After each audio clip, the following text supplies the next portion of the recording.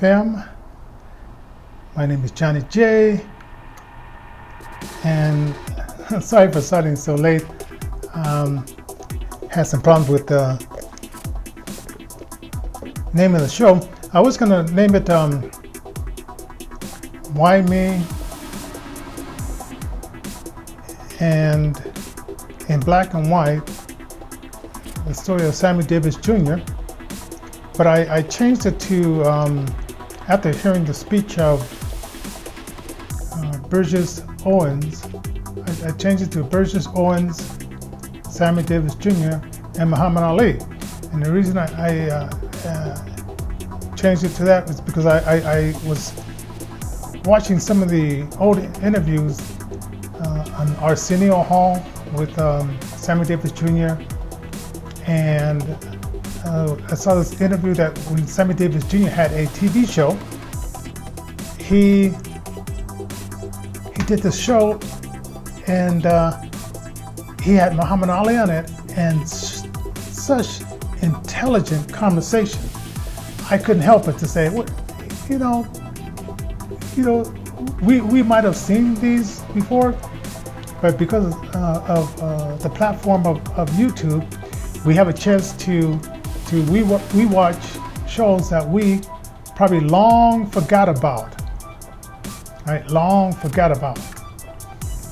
So let me let you know that Innovision is a nonprofit organization. We work with physically challenged musical artists to teach the business of music.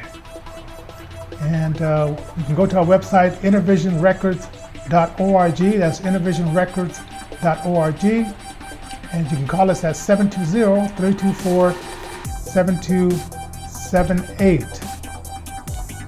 And don't forget to catch us on KUHS Denver every Sunday from 1 to 3. And on KOMF Radio 92.9 on your FM dial, Wednesdays and Fridays from 8 a.m. to 8:30 a.m. as well as on Channel 56, Comcast, Denver Comcast Cable 56 at 8 p.m. every Wednesday as well. All right, and on Spreaker, and we have a YouTube channel, so we ask that you subscribe to those two channels as well. So, my topic today is Burgess Owens, Sammy Davis Jr., and Muhammad Ali. And these are when I was listening to Burgess Owens, I know nothing about football. I'm not going to pretend that I'm a big football fan, and I know all the stats, and I know that this guy used to be a player with the Raiders, and the Raiders is Denver's arch enemies and all that kind of stuff. I'm not going to claim that I know any of that stuff. But when I heard him speaking at the hearings about reparations, and I've been hearing, Elizabeth Warren, if you get a chance, listen to her on The Breakfast Club, and how the hosts, the interviewers, the guy they call God, and DJ E, and the lady interview, they were just wanting to hear her speak the truth. And this Elizabeth Warren, you could just tell that she was just lying. She's a better liar than Bill Clinton. Mrs. Clinton tried to be a good liar, but with her hot sauce in her purse, but it just wasn't happening. And Elizabeth Warren saying, yes, if you elect me president, if the black people vote for me, I will make sure that you have reparations. And they so wanted to believe this lying Democratic politician woman. And I heard the desperateness in the guy they called God something, as he was thinking, as he was kind of, so wanting her to be honest this time. And as I understand it, when I was reading the book in black and white, the well researched book that came out in 2003 about Sammy Davis Jr. It went way back, and it went back to a time where right after the Civil War, and Will Maston, the Will Maston trio, Sammy Davis Sr., when they got started, Will Maston was born like really close to that time, like 14 years after the emancipation, and how and during those times, Abraham Lincoln had freed us, but the Democrats weren't very happy about it. And in one instance, they saw that we were building political clout, and the Democrats, put a letter out in the newspaper saying that these black people are going to take over, they're going to rape our women, and that was enough to cause a frenzy back in those days. And they kicked out the black people that were, elected in the Republican Party. They kicked them out, killed some of them, and a lot of them had to leave town because of the crazy frenzy and the jealousy of these Democratic Jim Crow KKK members, not Republicans. Now the Republicans were I saw it as they were complacent because, well, I guess they figured, okay, we already fought the Civil War. We can't fight these little pockets of discrimination in the United States. And Muhammad Ali said something during an interview with Sammy Davis Jr. that, and if you get a chance, go watch this interview with Sammy Davis Jr. And I can't believe that they were being this honest on American TV. And I don't know where I was at this time when it was the Sammy Davis Jr. TV show was on. But Muhammad Ali said, and I'm not quoting exactly, this is a paraphrase of what he was saying. He said, okay, we've been here for 3 years. We built up America for free, working 16-hour days through the Honorable Elijah Muhammad. He says that we should, ask for some land in the United States so we could build up our own country separate from the white people here, or go back to our motherland, Africa, and because now we're educated, we're doctors, we're lawyers, and now that we're 20 to 30 million people strong, we could build up our own thing. All right? And my thing is, okay, and then I started to understand what was going on to cause such racism, such hatred. Because before, I been thinking like, what's going on here? People hating me for the color of my skin, and because I was born in the 60s, and thank God for my parents, because they shielded us from a lot of stuff that could have happened. And my dad and mom always had a car, so we never had to sit in the back of the bus in the 60s. My mother tried to shield me as much as she could from the racism that was happening in the Denver public schools. And many people in Denver, Colorado, they don't know that black teachers couldn't teach in any other areas but areas that were deemed to be black areas, and that they wanted to substitute and earn extra money. They could not substitute in predominantly white schools. It was illegal for school teachers up until 1975 for them to substitute teaching in Denver public schools. Which leads me to this next point that Burgess Owens was talking about. And I don't know, I wonder, are we asleep? Do we not Are we so in love with the Democratic Party that we cannot see that we're being duped? That they're saying, hate that group over there, that group over there. The Republicans, they're the most racist one. I don't know about the most racist, but sometimes I wonder if since they say that they read the Bible and they understand family values, sometimes they're just not complicit or too passive. When things are happening, it could happen for so long before they stand up and say, wait a minute, no more slavery. Wait a minute. No, that is wrong, But the school system, when Burgess Owens said 75% of black children, and probably Hispanic as well, in the California schools, a Democratic ran government, 75% of the kids leave without knowing how to efficiently read, write, and do arithmetic. 75%.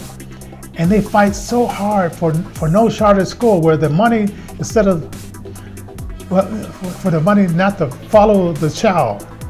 So black parents can say, okay, you're not teaching my child over here.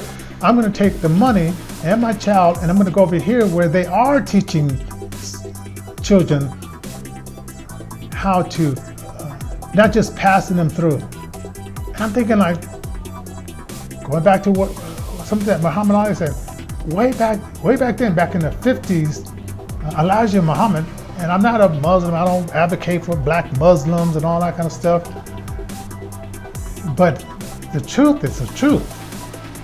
Back then, back in the 50s, maybe 40s, 50s, when he was just getting started, he started saying that get some black teachers in there and let's organize this so we can start teaching our children, right?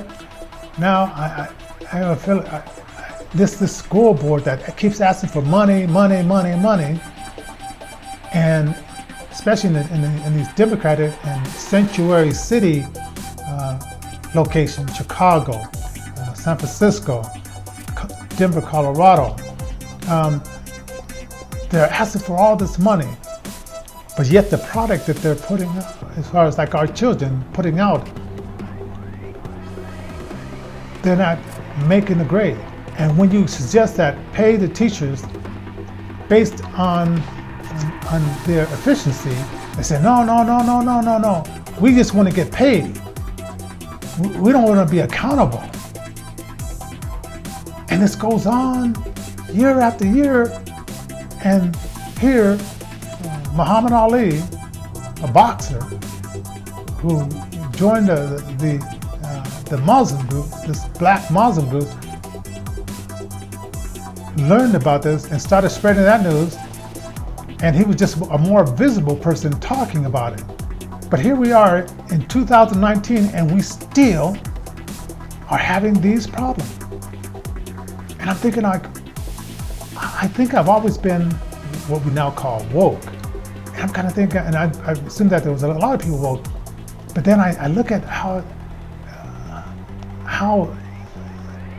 we as black people, minorities, are so duped. And I was even there too. I mean, I didn't really dig into, they weren't teaching it in school because of my lack of vision. And by the way, I believe I'm the only blind TV host, TV producer on Denver Comcast 57 in Colorado. I couldn't believe that year after year, we are not waking up and understand that. Okay, they say half of the people in the prison are black.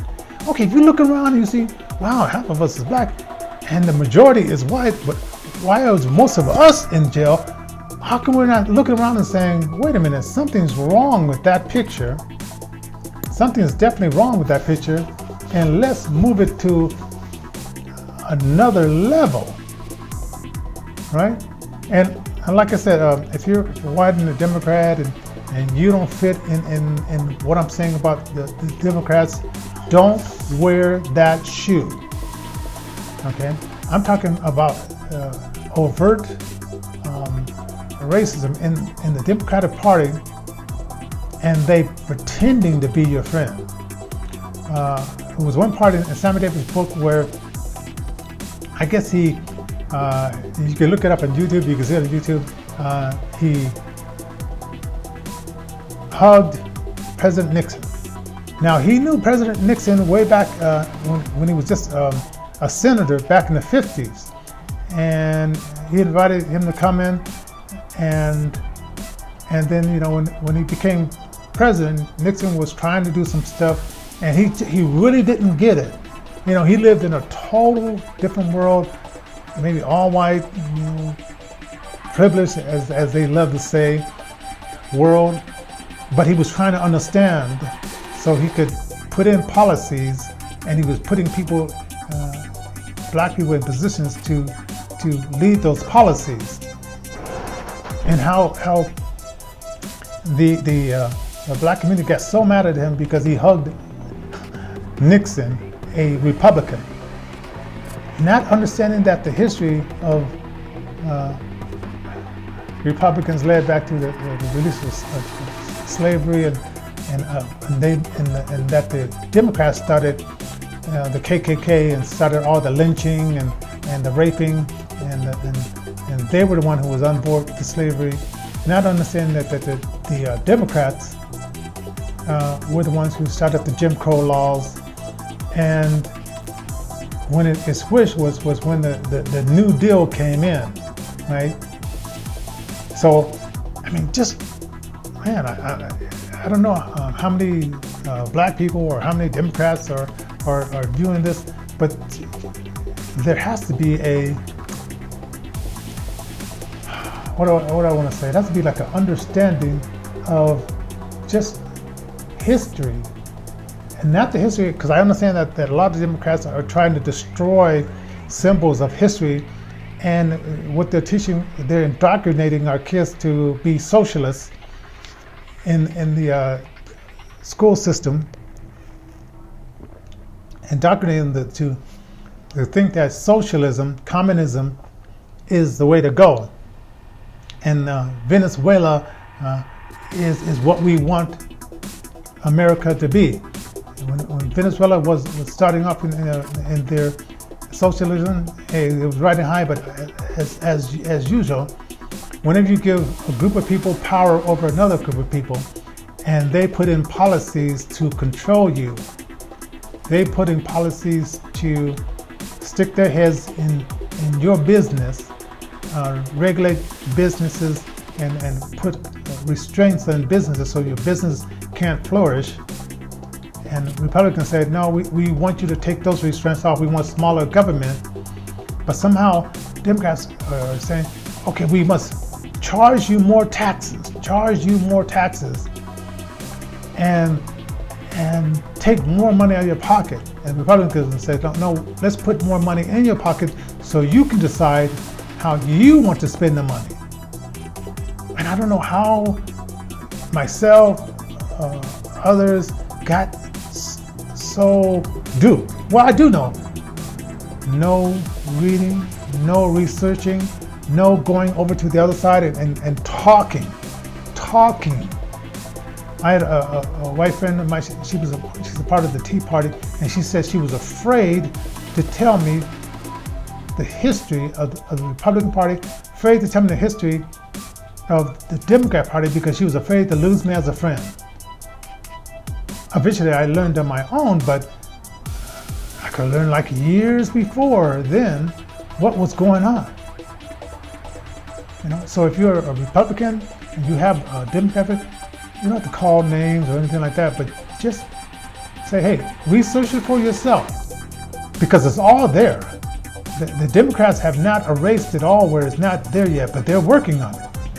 They're trying to rewrite history, trying to put books in schools to distract you, trying to sexualize our kids long before they even should be sexualized. and trying to distract you so you won't see through the fog and see what's going on. I remember in Spike Lee, I don't agree with his politics because he's lockstep barrel, but I understand he has to get paid, so he has to be a part of this so he can get paid. But when he made that movie School Days, and at the end, the bell was ringing, and everybody said, this guy said, "Wake up." So I'm thinking like, wow, how long? Because like I said, I think I've been awake all my life, but I just didn't understand the fullness of what was going on, and because I couldn't go down to the library and just grab a book and start reading for myself, because I had to grab somebody else to come down to the library, and they would get tired because I was mostly going for my radio career. I wasn't able to dig into stuff, and my thing was I was trying to survive. Like a lot of people, you're trying to survive. You're trying to find your niche in life. You're trying to earn a living so you can eventually get married and have kids. And then even when you do, you're so busy working that you're still not digging into information. Some of us, a lot of us, are still not digging into information to find out what is the history. And like I said, the one thing that used to make my mother mad was when I would tell her, like, not all white people are racist, not all white people are presidents. And in her mind, the ones that she had met, because my mother, she lived to be like, what, 90, 94, 95 years old, just died last year, June the 8th.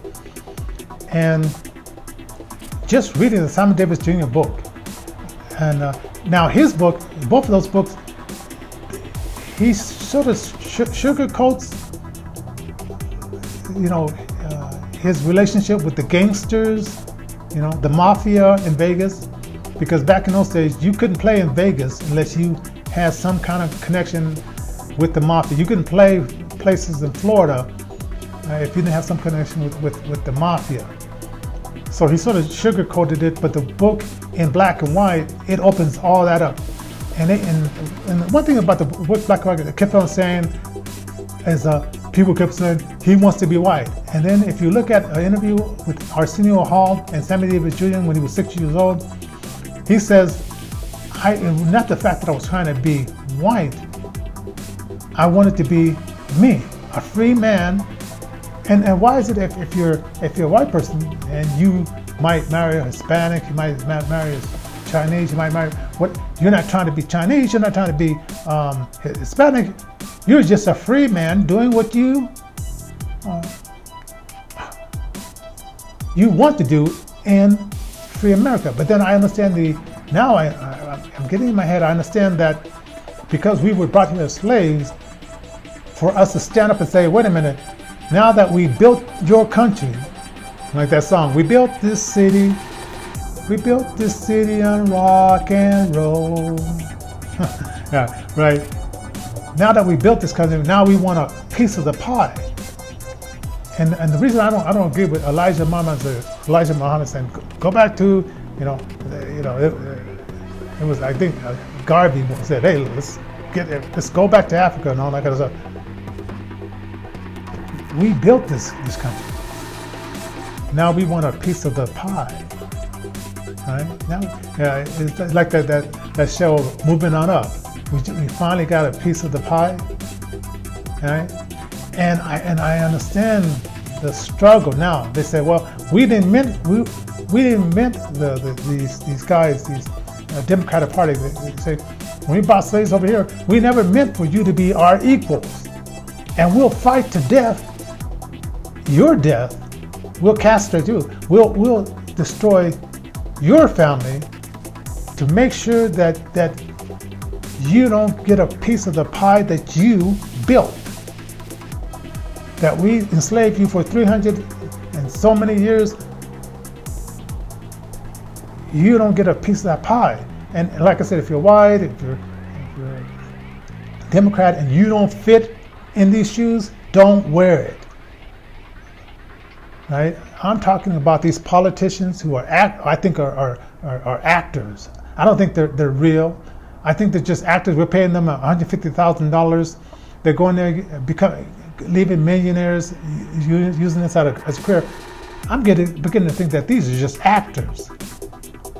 Especially when I see ALC and heard that they were looking for a woman that has charisma and that was pretty, and then they put words in her mouth to say what they wanted her to say, and that's how she got in. But now she has now it's a Latino Republican that's going to be running against her 18 months from now, and we'll see if she can still hold on to that seat with her new Green Deal, with her communist manifesto that's been fed to her. And you kept thinking, like, how could a woman be that stupid? Well, it's not that she's that stupid. She's being fed stuff, and when she goes off of script, that's what you got, right? And yes, it led us into, we had an actor named Reagan who became president. Now we had a reality star, Donald Trump, who's now president, who likes to get in there and mix it up, who likes to, play the dozens. For you that are not black, you play the dozens means you say things like, your mama's so ugly that, stuff like that. So for the people that watch this, share this, leave your comments down there, and tell me what you think, because at the ripe old age I am, I'm just getting to understand a lot of this craziness that's happening, and it's really weird, because when I got here on Earth, I didn't know what was going on. I didn't know why people hated me and all this kind of crazy stuff, and why I couldn't date who I wanted to date, and all that other stuff, and why people trying to control me, and America's supposed to be free, and it was just bizarre to me. Oh, by the way, let me give some shout outs to people that who are watching. John Pruitt, thank you for watching. John Thompson, thank you for watching. Hey, what's up, John Pruitt? Hey, nothing much is happening. I'm just doing some reading and just espousing on what I'm reading, right? John Gonzalez, thank you for watching. Colton Montgomery, thank you for watching. Raymond Vieira, thank you for watching. Jorge Videla is watching, thank you for watching. Dwayne Miller is watching, thank you for watching. Jesse Lincoln, nice last name, thank you for watching. Okay, so yeah. So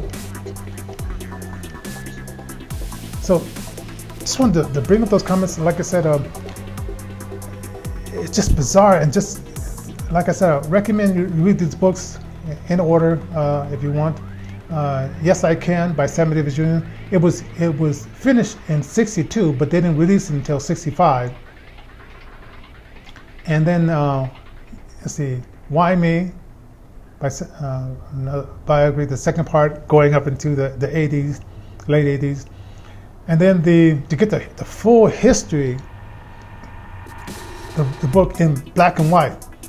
But you may not get crazy like I do. I go into like I want to hear it come out of the people's mouths. So I went to some interviews that Sammy Davis Jr. said, so I can get some background history about what came out of his mouth.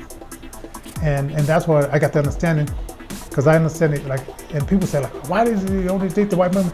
Well, and then why only works in white clubs? Because he wanted to be the best. And he said to a lot of these black advocates,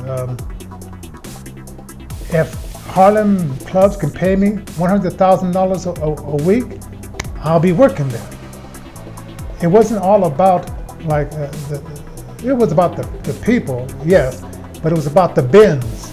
He wanted to make as much money as this person or this person, and I got an idea that the reason why he was so backward in taxes, the man was intelligent, so I can't believe that he didn't know nothing about taxes.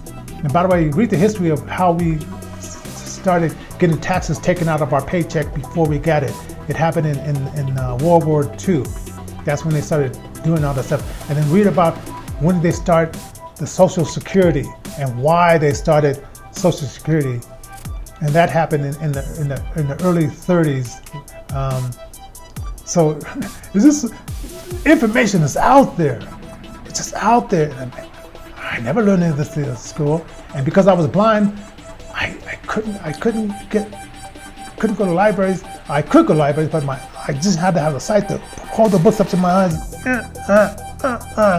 and it's like, so a lot of information I didn't get. But you got 2020, the ones that are watching this, you got 2020. You can read, you can find out, and share it with your friends. And like I said, if you're a Democrat and the shoe doesn't fit, don't wear it. Anyway, I'm going to close this. God bless you guys for watching. See you next Monday on Intervision FM. So, to make sure I didn't miss anybody. God bless you. This is Johnnie J on Intervision FM. God bless and see you next time.